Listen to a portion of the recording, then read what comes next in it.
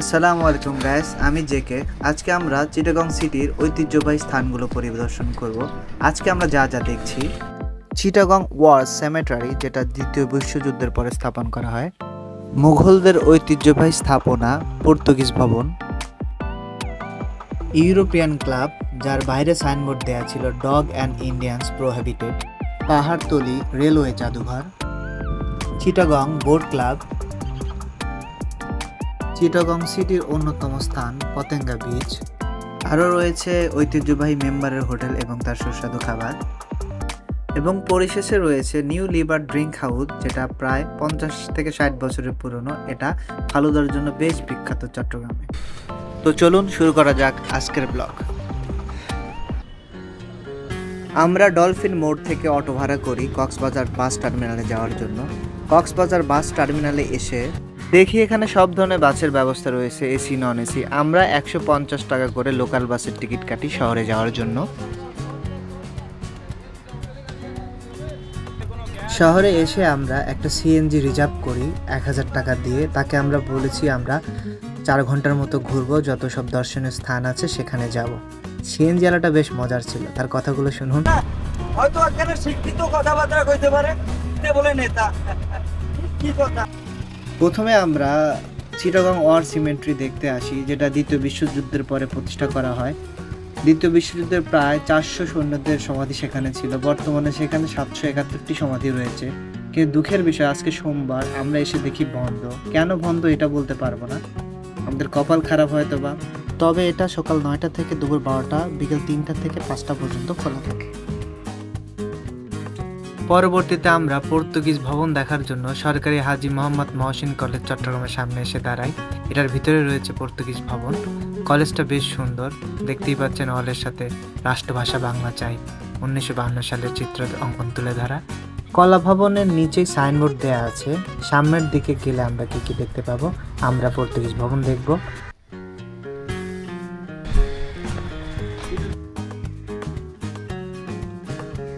আমরা এখন Portuguese fort দেখতে যাচ্ছি। চলুন দেখাচ্ছি পর্তুগিজ ফোর্টটা কেমন। আমরা ইতিমধ্যেই চলে এসেছি পর্তুগিজ ভবনে। দারুল আদালত, অধিক পরিচিত নাম পর্তুগিজ ভবন, বাংলাদেশের চট্টগ্রামে অবস্থিত মুঘল স্থাপত্য শৈলীতে নির্মিত একটি ঐতিহাসিক স্থাপনা। এখানে নিচে দেখেন সাইনবোর্ড দেয়া আছে, যেখানে দেয়া আছে ডেঞ্জার জোন। পর্তুগিজ ভবন ঝুঁকিপূর্ণ ও বিপজ্জনক। বিষাক্ত সাপ ও পোকামাকড়ের উপদ্রব, সর্বসাধারণের জন্য চলাচল নিষেধ। স্থানীয়দের মতে দুর্গটি আনুমানিক সপ্তদশ শতাব্দীতে চট্টগ্রামে আগত পর্তুগিজ দস্যুদের কর্তৃক নির্মিত হয়। তবে মতান্তরে ভবনটি ব্রিটিশ ইস্ট ইন্ডিয়া কোম্পানির শাসনামলে নির্মাণ করা হয়েছিল। 19বিংশ শতাব্দীতে ভবনটি চট্টগ্রামের মাদ্রাসার কার্যালয় হিসেবে ব্যবহৃত হয়েছিল। এছাড়াও ভবনটি যুদ্ধকালীন আটক ও নির্যাতন কেন্দ্র হিসাবে ব্যবহৃত হয়েছিল। এটার অবস্থান সরকারি Haji Mohammad Mohsin college, college road, Chawkbazar. এর ভিতরে প্রবেশ করতে হলে অবশ্যই প্রতিষ্ঠানের অনুমতি নিতে হবে, অনুমতি ছাড়া এখানে প্রবেশ করা যায় না। কলেজটা বেশ সুন্দর, মনে হচ্ছিল যে পাহাড়ে উঠছি আমরা। পাকা রাস্তার ভিতর দিয়ে, চারিপাশে গাছপালা, অনেক সুন্দর।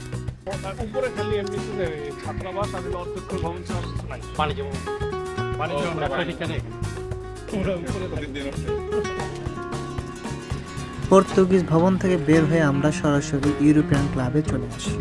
ইউরোপিয়ান ক্লাব ছিল মূলত ব্রিটিশদের প্রমোদ কেন্দ্র। সন্ধ্যা হলেই ইংরেজরা এখানে মদ খেয়ে নাচ গান করত।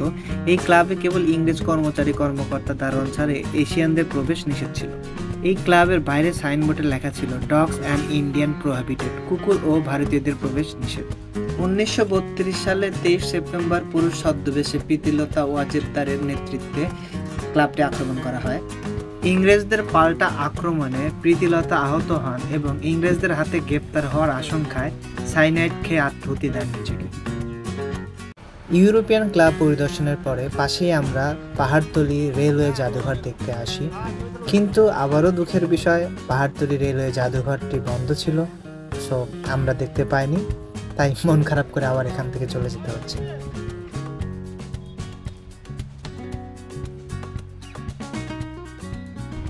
রেলওয়ে জাদুঘর দেখতে না পেয়ে আমরা আবার সিএনজি নিয়ে রওনা করি চিটাগং বোট ক্লাবের উদ্দেশ্যে। চলুন দেখে আসি বোট ক্লাব।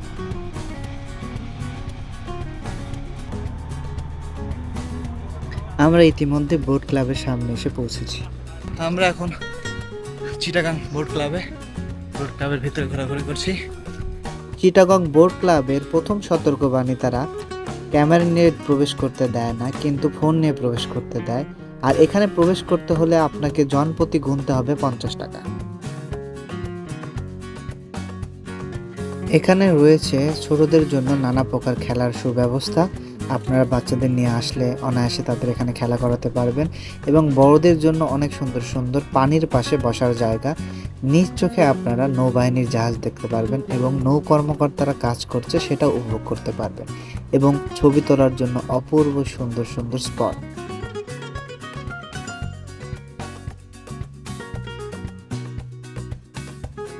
আমি এখন পতেঙ্গা বিচে।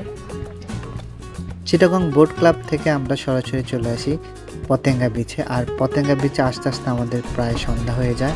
সন্ধ্যার প্রকৃতিটা পতেঙ্গা বিচে ছিল অসাধারণ।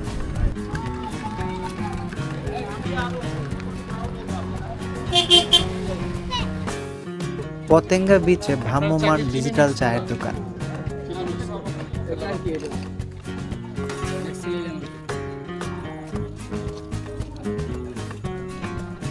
কিন্তু আপনার পানির মধ্যে কি চিনি মিক্স করা? না না, তাহলে এটা তো চিনি আছে তো। আচ্ছা,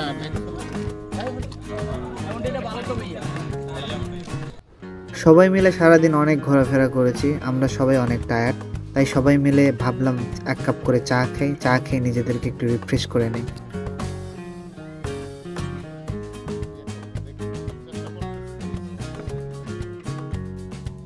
পতেঙ্গা বিচে রয়েছে ফ্রেশ সামুদ্রিক মাছ, ক্র্যাবস। এগুলো আপনাদেরকে তারা চোখের সামনে লাইভ কিচেনে ভেজে দিবে। তবে কেনার সময় অবশ্যই বার্গেনিং করে নিতে হবে, তারা প্রচুর দাম চেয়ে থাকে।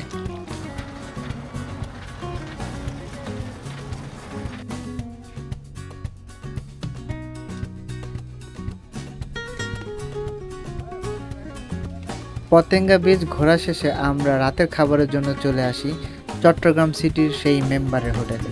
চলুন আজকে আমরা রাতে খাওয়া দাওয়া করব বিখ্যাত মেম্বারের হোটেলে। মেম্বারের হোটেলে রয়েছে 100+ আইটেম, তার মধ্যে 40+ রয়েছে শুধু ভর্তা আইটেম। দামেও অনেক সাশ্রয়ী।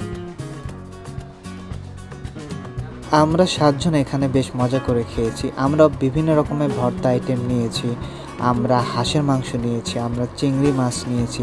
আমাদের 7 জনের খরচ পড়েছে মাত্র 1350 টাকা।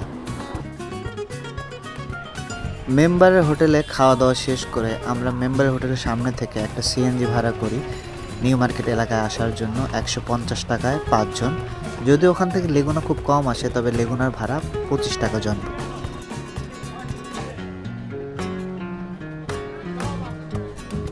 আমরা নিউ লিবার্টি ড্রিঙ্কস হাউসের সামনে চলে এসেছি। এটা 190/191 বিপণী বিতান চট্টগ্রাম 3য় তলাতে অবস্থিত। এখন প্রায় রাত 10টা বাজে, তারপরও দেখুন এখানে ভিড় লেগেই আছে। এটা প্রায় 60 বছরের পুরনো একটা প্রতিষ্ঠান। এখানকার ফালুদা বেশ জনপ্রিয়, সেজন্য এখানে আসা। আমরা সবাই একটা করে ফালুদা অর্ডার করেছি। ফালুদার প্রাইস ছিল 130 টাকা।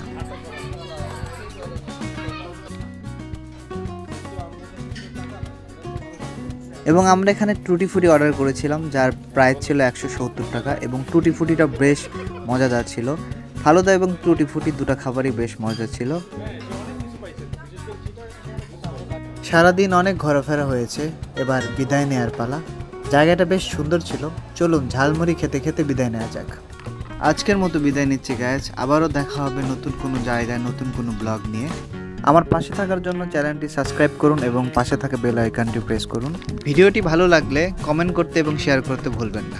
সবাই ভালো থাকবেন। আসসালামু আলাইকুম।